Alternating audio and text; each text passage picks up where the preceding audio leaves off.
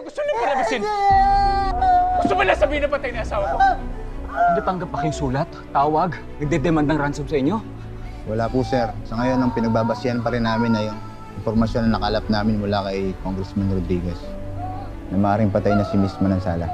Kaya ang immediate directive sa amin ay alamin kung kay Miss Manansala ang deliring ito bilang kumpirmasyon sa naunang intel sa amin. Jordan, baka enough evidence na yung sing-sing. Ko na rin mismo yung nag-confirm na wedding ring nga yan ni Christy, di ba?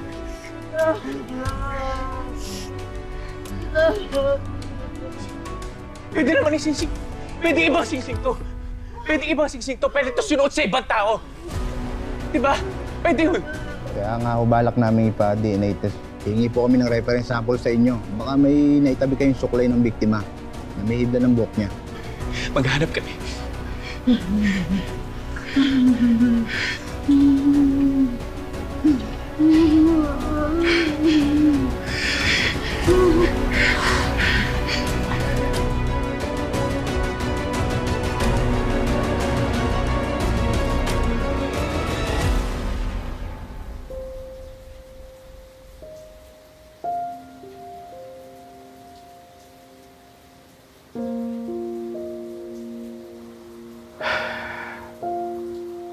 Kung nasan ka man, babe.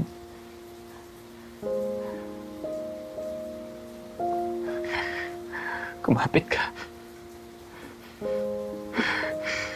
Magpakatatag ka. Babe, ang dami kong plano para sa ating tatlo. Ang bata pa ng anak natin para mawalan ng ina. Hindi ko kaya mawala ka. Hindi ko kaya. Please, sana bumalik ka na. Please. Please, babe.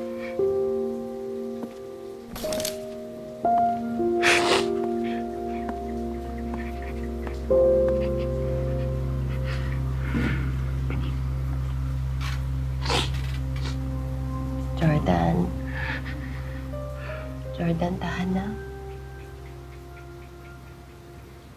Niisip mo pa rin ba yung tungkol dun sa pinadala nilang daliri ni Christy? Hindi tayo sigurado. Hindi tayo sigurado kung kay Christy. Jordan, ang akin lang. Ayaw kita mag-cling sa false hope. Lalo ka lang masasaktan. Siguro, mas better kung i-ready mo na lang yung sarili mo sa possibility na... Pero ituloy, please. Hindi ko maniniwalang wala na siya hanggat di ko nakikita yung katawan niya. Hanggat di ko nakikita patay siya. Okay. If you say so. Gusto ko lang malaman mo na kahit anong mangyari, maaasahan mo ako.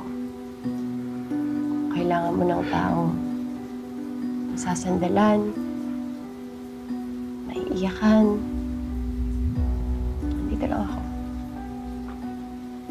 At kahit mawala man si Christy, hindi ako mawawala sa tabi mo. I will always be here for you.